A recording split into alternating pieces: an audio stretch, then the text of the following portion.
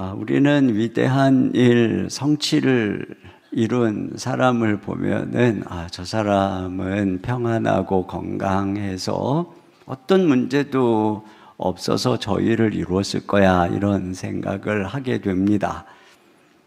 사도행전의 강력한 바울의 선교 여행의 여정을 보면서 바울은 엄청나게 건강한 체질이었는가 보다, 이런 생각을 하게 되죠.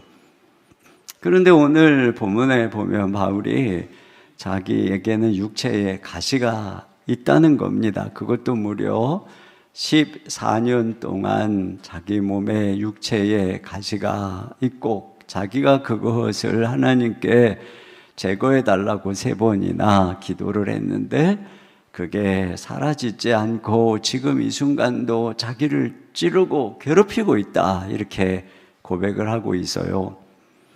여러분, 우리도 예수님 믿고 열심히 봉사하는데 떠나지 않는 가시가 있습니다. 아무리 기도를 해도 사라지지 않는 가시가 있어요. 그게 어떤 분에게는 육신의 지병이고 또 어떤 분들에게는 경제적인 실직이나 사업의 침체나 채무의 어려움이고 또 어떤 분에게는 정신적인 상처와 고통이고 관계고 또 자녀나 남편이 가시가 되어 찌르는 이런 분들이 있습니다. 여기 가시라고 하는 말은 이 헬라어의 이 뜻은 말뚝 또는 뾰족한 창, 이런 의미입니다. 마치 그 전쟁 중에 적군의 진군 속도를 늦추기 위해서 땅에 뾰족하게 박아놓은 말뚝과 같다 하는 것이죠. 그래서 우리가 도로를 달리다가 과속 방지턱이 있으면 속도를 줄여야 하는 것처럼 우리의 삶의 이 가시는 발목을 잡고 멈춰 세우고 달려가지 못하게 하는 이런 역할을 하는 것이죠. 왜 하나님께서는 우리의 삶에 이러한 가시를 허락하시는 걸까요? 오늘 본문은 첫째로 우리를 자만하지 않게 하시려고 가시를 허락하신다, 이렇게 기록하고 있습니다. 자, 7절을 같이 읽겠습니다. 시작. 여러 계시를 받은 것이 지극히 크므로 너무 자만하지 않게 하시려고 내 육체에 가시 곧 사탄의 사자를 주셨으니 이는 나를 쳐서 너무 자만하지 않게 하려 하심이라. 네, 계시를 받은 것이 지극히 크므로 이렇게 얘기를 하고 있어요. 하나님께서 특별한 비밀을 그에게 보여주셨다는 것입니다. 그래서 앞에 2절에 보면은 14년 전에 그가 셋째 하늘에 올라갔다고 하는데 이 첫째, 둘째를 지나 셋째 하늘은 유대인들에 의하면 하나님의 보좌가 있는 가장 높은 하늘을 의미하는 것입니다. 거기까지 끌려 올라가서 바울은 다른 사람이 보지 못한 특별한 하나님의 계시를 보았다는 것이죠. 여러분, 큰 기업에서 회장실에 올라가서 그 회장님의 의중과 계획을 많이 듣고 아는 사람은 아주 중요한 사람이고 최측근이고 실세로 여겨지겠죠. 이처럼 바울이 그런 하나님의 특별한 은혜를 입다 보니 교만해지기가 쉽다는 것입니다. 여기 자만하다라고 하는 단어는 이 풍선에 바람이 들어가다라고 하는 의미를 가지고 있습니다. 그래서 이렇게 자기를 실제보다 부풀려서 생각할 위험이 크다는 것입니다. 이 자만이라고 하는 단어가 데살로니가 후서에서는 불법의 사람, 적그리스도, 이단, 교주, 그들에게 사용된 단어입니다. 자기를 스스로 하나님처럼 높이는 것인데, 여러분, 바울이 계시의 비밀을 워낙에 크게 알다 보니까 이렇게 잘못될 위험이 있는 것이에요. 그래서 하나님께서 그로 자만하지 않게 하시려고 가시를 주셨다, 이렇게 말하고 있습니다. 그래서 그 가시를 언제 주셨느냐? 은혜를 받을 때 가시도 같이 주셨다는 것이에요. 14년 전에 3층 전까지 올라가서 계시를 받느니 엄청난 은혜와 더불어서 자만하지 않게 하시려고 육체에 가시를 주신 것, 이전에는 없었던 몸에 지병을, 그게 뭔지는 정확하게 알 수가 없습니다. 어쨌든 그걸 주신 거예요. 우리는 큰 은혜와 사명을 주시면 건강과 평안을 주셔야 한다고 생각을 하는데, 오늘 본문을 보니까 오히려 하나님이 가시를 주셨다 이렇게 말하고 있습니다. 그리고 그 가시가 그를 늘 친다는 거예요. 7절 하반절입니다. 시작. 내 육체의 가시 곧 사탄의 사자를 주셨으니 이는 나를 쳐서. 여기 나를 친다는 이 말은 현재형입니다. 이건 지금 치고 있다는 거예요. 과거 14년 전부터 지금까지 줄곧 가시가 이 바울을 찌르고 친다는 것입니다. 그렇게 해서 교만하지 못하게 하시려고, 자만하지 못하게 하시려고. 여러분, 바울이 이렇게 고백하는 것은 실제적으로 자기 마음속에 순간순간 자만의 마음이 들려고 했다는 거죠. 엄청난 계시를 깨달아서 예수님과 함께 있었던 그 제자들, 주님이 직접 임명한 그 사도들, 그리고 수제자인 베드로보다도 더 엄청난 계시의 복음을 깨닫고 있을 때 그의 마음속에 얼마나 으쓱하는 마음과 자만하는 마음이 들었겠어요. 바나바와 함께 선교 여행을 하는데 성령께서 바울에게 함께해서 박수 엘루마에게 눈을 멀게 하고 그를 통해서 하나님의 능력이 나타날 때 그가 얼마나 우쭐하겠습니까? 그런데 이와 같이 그 은혜로 인해서 그가 자만해지려고 할 때마다 하나님께서 가시를 통해서 그의 교만을 치신다는 것이죠. 그렇게 해서 너는 여전히 연약한 인간이라고 하는 것을 일깨워 주신다는 것입니다. 여러분, 왜 하나님께서 이와 같이 하시는 걸까? 그것은 이 자만, 교만이 하나님에게서 멀어지게 하고 하나님께 버림받는 그 죄악이기 때문에 그렇습니다. 잠언 3장 34절 같이 보겠습니다. 시작. 진실로 그는 거만한 자를 비웃으시며 겸손한 자에게 은혜를 베푸시나니. 그렇습니다. 그래서 우리가 교만해지지 않도록 하나님께서 가시를 주시는 것입니다. 저도 많은 약함과 가시와 고난의 시간들을 보내왔는데 왜 하나님께서 젊은 날부터 저를 이런 여러 가지 고난 속에 집어넣었을까를 곰곰이 생각해 보면 그만큼 저라는 인간이 교만하구나, 내 속에 뿌리 깊은 고집과 교만이 있구나 하는 것입니다.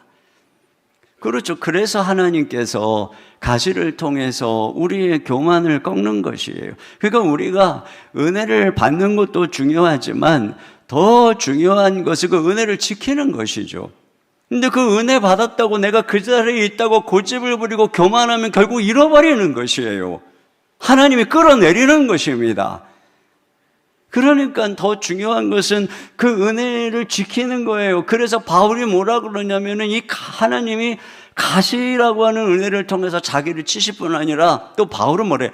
자기가 자기를 쳐서 복종케 한다라고 얘기를 하고 있어요. 이걸 보면 가시를 통해서 치고 스스로 치고 그렇게 인간은 교만 덩어리라고 하는 것입니다. 그러니까 여러분, 우리가 하나님이 나에게 가시와 고난을 주셨다면 이게 교만을 꺾으려고 하시는 거구나, 이걸 깊이 생각해야 됩니다. 두 번째로, 가시는 그를 약하고 겸손하게 해서 하나님의 능력이 그 안에 온전케 하는 것입니다. 자, 그가 이 가시를 제거해 달라고 3번을 기도했다고 그러죠. 8절입니다. 시작. 이것이 내게서 떠나가게 하기 위하여 내가 3번 주께 간구하였더니. 그랬더니 하나님의 응답이 9절 상반절 시작. 나에게 이르시기를 내 은혜가 내게 족하도다. 네, 너무 힘들어서 하나님 이 가시 좀, 이 고난 좀 치워주세요 이렇게 기도를 했는데 하나님께서 내가 이미 너에게 족한 은혜를 주었다 이렇게 말씀하셨어요. 왜 그러냐? 9절 하반절 시작. 이는 내 능력이 약한 데서 온전하여 짐이라 하신지라. 네, 그 가시로 인해서 바울이 약해지고 그 결과 하나님의 능력이 바울 안에서 온전해지기 때문이라는 것입니다. 여기 온전하다라고 하는 이 헬라어는 완성하다, 최고의 단계에 도달하다 이런 의미입니다.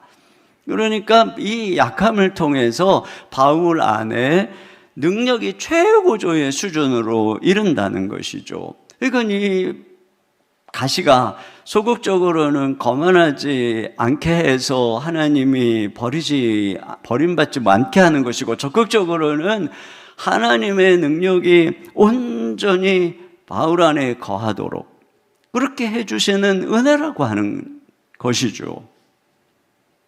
이 가시가 자만하지 않게 하려고 친다고 그랬잖아요. 여기 이 친다라고 하는 콜라피제라고 하는 단어는 이 복싱 선수가 상대방을 쓰러뜨리도록 안면에 막 연타를 날리는, 그래서 그를 완전히 코너로 몰아서 KO를 시키고자 막 두들겨 패는 그런 단어의 의미입니다. 그러니까 이것은 단지 그냥 뭐 자만하지 않은 정도가 아니라 아예 그냥 그를 약하게 무력하게 만들어 버리는 그런 엄청난 가시가 그 안에 있었던 것입니다. 그러니까 바울이 어느 날 큰 능력을 행하고 귀신도 쫓고 병자도 고치고 사람들이 주목하고 복음을 통해서 엄청난 회심이 일어나고 많은 회중이 그를 따르고 그럴 때, 그래서 그가 집에 돌아와서 하고 오늘 일어난 그 엄청난 일을 한번 생각해봐. 나는 얼마나 놀라운 사람인가. 이런 마음의 자아 도취에 취해 있으려고 하는 그때에 갑자기 그에게 가시가 찾아오는 것입니다. 그를 마구 두드려 빼고, 그를 찌르고, 그래서 극심한 고통과 절망으로 그를 몰아가는 것입니다. 그래서 전적으로 하나님께 엎드려서 긍휼을 구하고 주님만 의지하지 않으면 안 되는 존재로 만들어버리는 것이죠. 이와 같이 자만할 겨를이 없이 14년 동안 매일 그에게 이와 같이 가시로 그를 찔러대니 그가 하나님께 기도하지 않고 살아갈 수가 없는 것이죠. 그런 그를 하나님이 계속 붙드시고 사용하시고 그 안에서 하나님의 능력이 온전해졌다는 것입니다. 지난번 로잔 대회 때에 제가 묵었던 호텔에 그 엘리베이터를 타고 올라가는데 갑작스럽게 낯익은 거구에 외국 목사님 한 분이 딱 탄 거예요. 바로 저분이었어요. 저분이 누구냐? 세들백 교회 릭 워렌 목사님이세요. 그래서 갑자기 제가 사진 하나 찍자 그래갖고 저렇게 지금 셀카로 기념사진을 찍었습니다.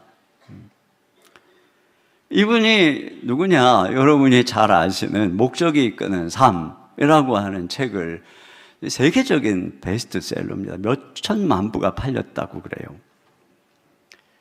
엄청나게 세계적으로 영향력 있는 목사님인데, 이분이 겉으로 보면 어마어마하게 파워풀하고 더 건강해 보이고 그런 분인데, 사실은 아드레날린 충격이라고 하는 설교자로서 아주 치명적인 약점을 가지고 있다고 합니다.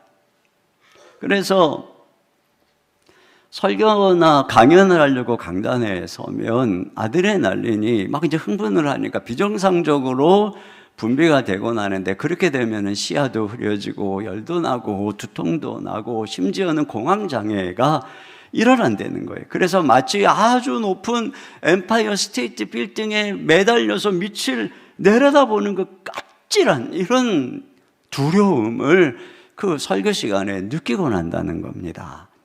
그러니까 이 설교자로서는 너무나도 치명적인 거죠. 그래서 처음에 개척을 해서 설교할 때마다 주님만 의지하고 두렵고 떨림으로 간신히 설교를 하고, 그러면서 주님, 저는 한 번 이상은 절대 설교 못합니다. 그러는데 점점 그런 와중에도 교회가 부흥을 하는 거예요. 그러니까 어쩔 수 없이 예배당은 자꾸 2번 예배를 드리게 되면서 더 씨름을 하면서, 주님, 제가 2번까지는 해보고 있는데 3번은 안 됩니다. 근데 또 그런 그 목사님을 통해 또 교회가 부흥을 하니까 3부로 예배를 드리게 되고 4부를 예배를 드리게 되고, 그의 책이 그냥 온 세계에 팔려가지고 이 나라 저 나라 막 쓰임을 받게 되고, 그러니까 하나님께서는 그에게 이 치명적인 약함을 주셔서 오히려 이분을 통해서 하나님이 강해지시고 일하시는 그것을 보게 되는 것이죠. 여러분, 우리는 어떤 약함 때문에 나는 그것 때문에 일을 못해요, 나는 컨디션이 좋고 집안에 아무 문제가 없고 막 자신감이 있고 이래야 내 안에서 능력이 최대로 나타날 것 같아요. 자, 이런 생각을 합니다. 저도 종종 건강으로 좌절할 때마다 그런 생각을 많이 하죠. 그럴 때마다 주님이 주시는 말씀이 뭐냐면, 네가 건강하면은 얼마나 잘할 것 같으냐, 네가 지금보다 컨디션 좋을 때 얼마나 잘했느냐, 네가 지금보다 훨씬 컨디션이 안 좋고 힘들 때 어떤 일이 너에게 일어났느냐. 그리고 제가 저를 생각해 보면은, 제가 이 전도사 시절에 폐결핵과 불면증으로 시달리던 젊은 날에 주님을 목숨 걸고 붙들었더니 주님의 특별한 은혜가 제 안에 나타났습니다. 개척을 하고 새벽 기도를 할 체력이 안 돼서 새벽에 일어나서 모기만한 목소리로 아주 창백한 얼굴로 어지러워가지고 성경 이 강단을 꽉 붙들고 그렇게 설교를 했어요. 또 어떤 때는 너무 몸이 안 좋으니까 소화가 안 돼갖고 이 소화기가 딱 굳어가지고 며칠 동안 밥도 못 먹고 죽만 먹고 물만 먹고 그렇게 피실피실하면서 개척 때 목회를 했습니다. 그런데도요, 새벽에 점점 사람들이 많이 나오고 교회는 막 은혜로 날마다 이 부흥을 하고, 그리고 그 속에 풍성한 치유와 위로가 가득히 임하고 성도님들은 연약한 저에 대한 긍휼의 마음을 품고, 아유, 저 목사님 내가 아니면 누가 돌봐줄까, 그래갖고 와서 막 등록도 하시고, 그래서 여기까지 온 거예요. 그러니까 정말 저는 약한데 하나님께서 얼마나 이 능력이 그 약함 속에 온전해지는가, 이게 제가 산 간증입니다. 그러니까 하나님의 능력은 우리의 강함에 반비례한다고 하는 것을 우리가 알 수 있어요. 세 번째로, 가시의 은혜를 자랑할 때 능력이 내 안에 머문다는 것입니다. 여러분, 이런 가시에 대해서 우리가 어떤 태도를 가져야 되겠습니까? 오늘 지금 바울이 그걸 우리에게 보여주고 있어요. 9절 중반절입니다. 시작. 그러므로 도리어 크게 기뻐함으로 나의 여러 약한 것들에 대하여 자랑하리니 이는 그리스도의 능력이 내게 머물게 하려 함이라. 네, 여기 보니까 그가 그 연약함을, 가시로 인한 연약함을 기뻐하고 또 자랑한다는 거예요. 그 의미가 뭘까요? 첫째로는 그것의 존재와 가치를 인정하고 받아들인다는 것입니다. 여러분, 이 바울이 가시가 내게서 떠나게 해달라고 3번 강구했다고 그랬잖아요. 근데 이 3번 강구했다고 하는 표현은 예수님께서 겟세마네 동산에서 이 잔이 내게서 지나가게 해달라고 3번 강구했던 것을 떠오르게 합니다. 예수님께서 3번 강구한 끝에 결국에는 예수님은 아버지의 뜻을 받아들이죠. 그 십자가를 받아들입니다. 예수님께서는 그 십자가에 주님이 찔리시고 또 채찍에 맞으시고 으깨지시고 죽으신 이것이 하나님께서 일하시는 통로의 방법임을 깨닫게 되고 받아들이게 된 것입니다. 그리고 예수님의 가장 낮아짐과 비천과 큰 고통과 연약함 속에서 가장 큰 구속의 은혜가 나타난 것이죠. 우리 주님의 죽으심 안에서 부활의 능력이 나타난 것입니다. 이것이 십자가의 역설인데요, 바울도 3번 기도한 그때 깨달은 것입니다. 나의 이 가시의 연약함 안에서 하나님의 능력이 나타나는 것이구나, 주님의 능력이 머무는 것이구나, 가시로 인해서 찔리고 아픔을 당하는 이것이 우리 주님의 은혜의 도구이구나, 내가 이 가시로 인해서 연약한 이것이 부끄러운 것도 수치된 것도 아니고 하나님의 이 놀라운 사역의 통로이구나, 이걸 3번 기도한 끝에 결국은 그가 깨달았다는 것입니다. 그래서 그가 기뻐한다. 이것은 그 가치를 인정한다는 거예요. 옛날에는 주님 이 가시 제발 좀 없애주세요 이렇게 생각했던 그가 이제는 이것을 통해서 하나님께서 이런 엄청난 당신의 뜻을 이루시니 이걸 인정하게 된 거죠. 그러니까 오히려 기뻐하는 것입니다. 그리고 그걸 자랑한다. 그것은 뭐겠어요? 네, 그것을 자랑한다는 것은 그걸 받아들이는 것입니다. 여러분, 조개의 연약한 그 살에 모래가 들어가면 얼마나 아파요. 그러니까 고통을 겪으면서 인내를 하고 진액을 짜내다 보면 그 안에 진주가 생기는 것처럼 바울은 그걸 깨달은 거예요. 내가 이 가시로 인해서 고통을 겪고 그 약함 안에서 신음할 때, 그래서 하나님을 의지할 때 오히려 하나님의 능력이 내게 임하고 이것을 통해서 내 삶의 진주 같은 하나님의 놀라운 섭리가 일어난다는 것을 그가 깨닫게 된 것입니다. 유정옥 사모님이라고 하는 분이 울고 있는 사람과 함께 울 수 있어서 행복하다라고 하는 책에서 쓰신 얘기인데요. 이분의 큰 아들이 군대를 갔을 때입니다. 어려서부터 이 아들은 천식기가 있어서 기침 때문에 고생을 하고 있었답니다. 근데 이제 군대 면회를 갔더니 아들이 하는 이야기가 자기 내무반의 선임병이 자기를 너무 괴롭힌다는 거예요. 그래서 식사를 하기 전에 꼭 연병장을 한 바퀴 뛰고 관중군장을 하고 그 다음에 와서 밥을 먹으라고 한다는 것입니다. 그런데 뛰다 보면은 이 천식 때문에 숨이 차서 가다가 쉬고 그리고 한 바퀴 돌고 오면은 밥 먹을 시간이 부족하대. 너무 많은 시간이 지나서 그럼 너 늦게 왔으니 밥 먹지 마 이런다는 거예요. 그러니까 그 말을 들은 어머니가 얼마나 이 사모님의 마음이 아프겠어요. 그럼에도 불구하고 사모님 믿음으로 이렇게 권면을 했답니다. 선임병이 너에게 어떻게 대해도 절대 대들지 말고 그 말 잘 따르고 하나님께서 그것조차 선으로 바꿔주신다는 것을 믿고 잘 견뎌라. 그리고 집에 돌아왔는데 마음이 얼마나 아프겠어요. 사모님이 새벽 기도를 끝나고 그 아들이 아침에 연병장을 돌 만한 그 시간에 초등학교 옆에 있는 초등학교를 가셨대요. 그리고 거기서 뛰는 거예요. 아들과 같이. 그리고 뛰면서 기도를 했대요. 하나님, 우리 아들이 지금 천식으로 호흡이 가빠서 못 뛰는데 주님 힘을 주셔서 연병장을 잘 돌게 해주세요. 그러면서 매일 아침 사모님도 연병장을 뛰면서 아들을 위해 기도를 했대요. 한 달쯤 지나서 아들에게 편지가 왔는데 편지 내용이 이렇습니다. 어머니, 저는 오늘에서야 하나님의 복이 시련이라는 가면을 쓰고 오는 것을 알았습니다. 그동안 연병장을 뛰면서 때로는 화가 나고 자존심도 상하고 그날로 끝장을 낼 생각까지도 했습니다. 그런데 오늘 완전군장을 하고 구보를 하면서 저는 엉엉 울고 말았습니다. 늘 구보 때 천식으로 숨이 막혀 뛰지 못하고 쓰러졌는데 오늘 아무렇지도 않게 걷더니 다 뛸 수 있었습니다. 하나님이 그 선임병을 통하여 저의 지병인 천식을 고쳐주신 것입니다. 그 상관이 너무 고마워서 고맙다고 격려를 했더니 의아한 표정을 지으면서 내일부터는 뛰지 마 그랬습니다. 어머니, 그러나 내일부터 제 스스로 뛰겠습니다. 어머니께 이 기쁨을 할렐루야 소리쳐 보내드립니다.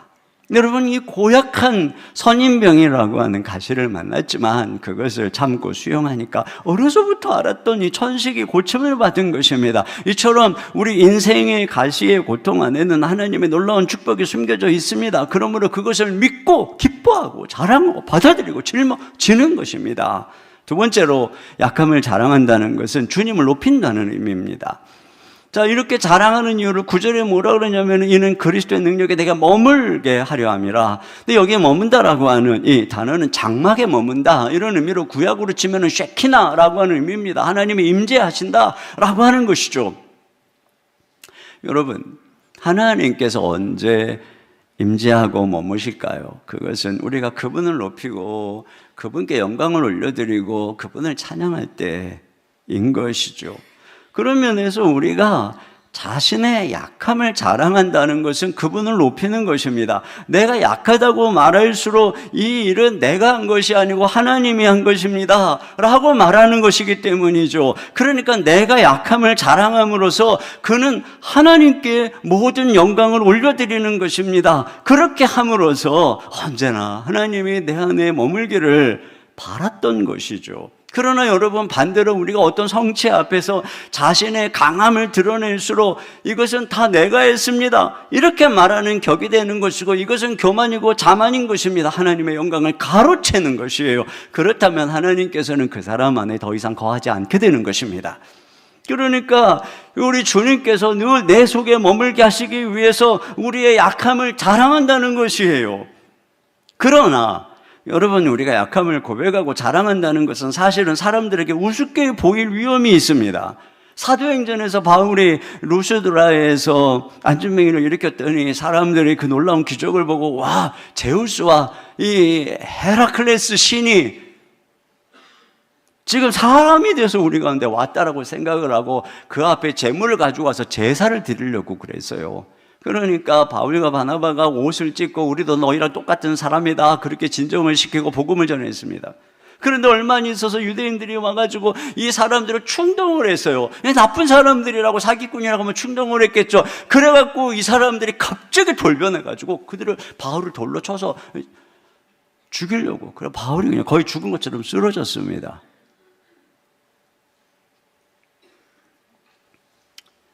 여러분, 이와 같이 나도 당신과 똑같은 인간이요, 그리고 약함을 고백하면 이렇게 우습게 봅니다. 그런데 반대로 누군가가 자기가 신적인 존재인 것처럼 신비와 베일에 자신을 가리울 때 사람들은 그를 우러러 봅니다. 화려한 스펙과 타이틀을 가지고 그것으로 자기를 가리우면 사람들이 머리를 조아립니다. 바울이 고린도 교회에서 경험한 게 그것이었어요. 그가 겸손히 희생하고 자비량으로 섬기고 성령의 은혜로 일을 하니까 이류 사도라고 무시를 한 거예요. 얼마나 캥기는 게 많으면 너희들한테 이렇게 받지도 않고 그렇게 일을 했겠냐. 그러면서 저 유대에서 올라온 이 거짓 교사들이죠. 자기들이 예루살렘 사도들의 추천장을 가지고 있으며 그 유대교회의 전통과 이 배경과 스펙을 가지고 있으며 온갖 언변을 가지고 말이죠. 그래서 그들의 것도 홀랑 빼먹었는데, 그러고서도 이 고린도 교인들은 정작 자기가 자기를 위해서 온갖 것을 희생한 바울을 우습게 여겼다는 것이에요. 이것이 바로 육신적인 그리스도인들이었던 고린도 교회의 세상적인 안목인데요, 오늘날 교회가 똑같아요. 여러분, 누군가가 회사 면접에서 바울처럼 자기의 약함을 자랑한다면 그 사람은 당장 떨어지겠죠. 강함을 자랑하고 막 어필하고 피하려야 되지 않겠습니까? 교회도 그래요. 세상 조건, 세상 강함을 주목하고 교육자 청빙시에 유학파다, 대형교회 출신이다 그러면은 장로님들이 껍벅 죽고, 그냥 그러지 않으면 서류에서 일거에 탈락시키고. 그러니까 요즘에 젊은 목사님들은 희생을 하면서 주님의 능력과 은혜로 무장하기보다는 다 스펙 쌓느라고 요즘에 교회 교육자로 생활도 안 해요. 그러다가 그렇게 스펙으로 무장한 사람 대단한 줄 알고 불렀다가 그냥 교회마다 몸살을 앓고 있는 일들을 우리가 얼마나 많이 보고 있습니까? 그게 그 사람의 문제만이 아니에요. 전부 세속적인 안목으로 사람을 보는 그들의 문제인 것입니다. 과연 나는 나의 약함을 자랑하고 내 안에 그분의 능력이 머물게 할 것인가? 그분만 높일 것인가? 아니면 나의 강함을 자랑하고 스펙을 쌓고 사람들의 칭송을 받을 것인가? 여러분, 이것이 딜레마죠. 우리가 진정 그분의 능력 안에 있기를 원한다면 우리의 약함을 자랑해야 될 줄로 믿습니다. 야고보서 4장 6절 하반절 다 같이 읽겠습니다. 시작. 하나님이 교만한 자를 물리치시고 겸손한 자에게 은혜를 주신다 하였느니라. 세 번째로 약함을 자랑한다는 것은 우리가 예수님의 길을 따라가는 것입니다. 여러분, 예수님의 전 생애는 약함의 생애였습니다. 하나님이시지만 당신의 신성을 연약한 육체의 약함 속에 인성 안에 감추셨습니다. 그렇기 때문에 예수님께서는 늘 전심으로 기도해야만 하시는 그러한 삶을 사셨습니다. 가난한 집안의 장자로 태어나 아버지 일찍 죽고 가정의 무거운 짐을 짊어지셔야 했습니다. 인간의 연약함과 질고를 하는 분이 되셨습니다. 그렇게 함으로써 우리의 모든 약함을 체휼하시고 우리를 불쌍히 여기셨고 결국은 자신의 목숨을 내어주시고 우리를 위한 구원자가 되신 것이고 우리의 아픔을 다 아시기에 부활하신 주님은 오늘도 우리에게 이 상처 입은 치유자로 오셔서 우리를 위로해 주시는 것입니다. 그런데 우리도 똑같은 것입니다. 우리의 약함을 통해서 다른 사람들의 약함을 이해하게 하시는 것입니다.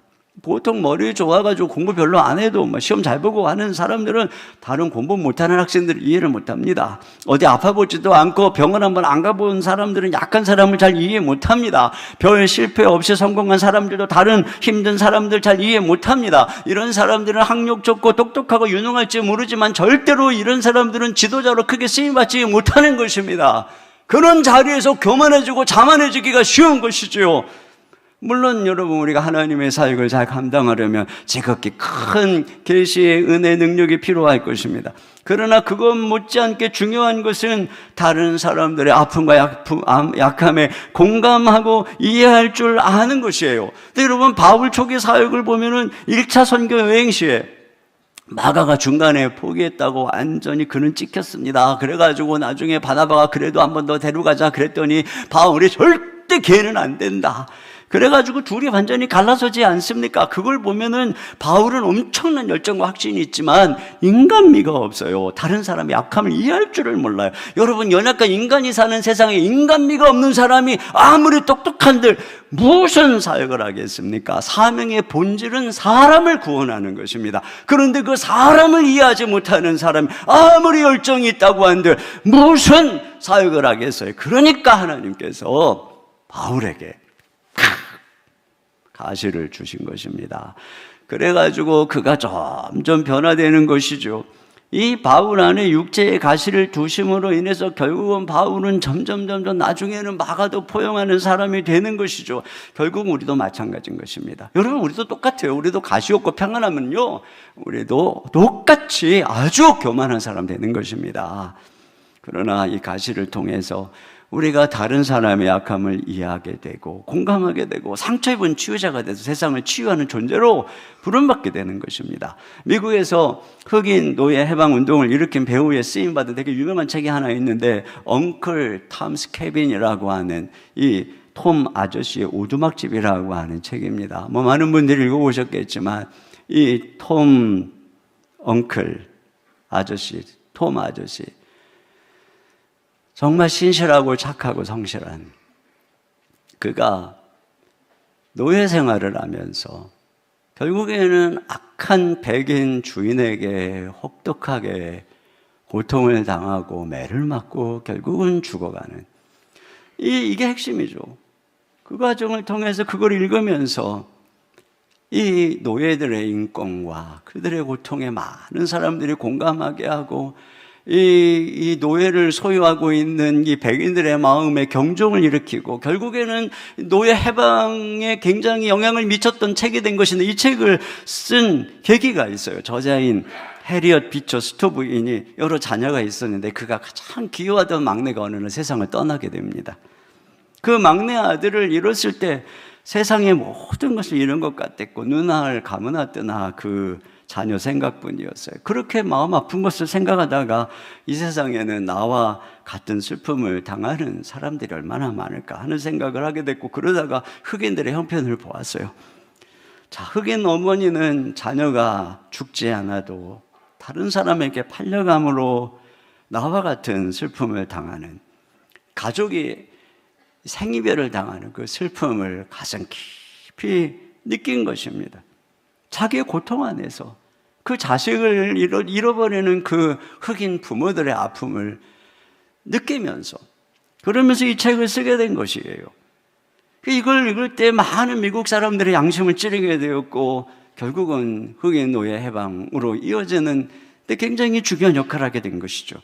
여러분 이와 같은 것입니다. 우리가 이런 고난들 이게 그냥 예수님 안에서 이게 그냥 있는 것이 아니에요. 이것을 통해서 결국은 하나님이 우리를 아름답게 빚으시는 것이고 우리의 상처는 누군가 다른 사람의 상처를 치유하는 원동력이 되는 것이에요. 그런 어떤 우리 아픈 눈물 속에서 하나님께서 우리가 다른 사람을 위로하는 향기가 되게 하는 것입니다.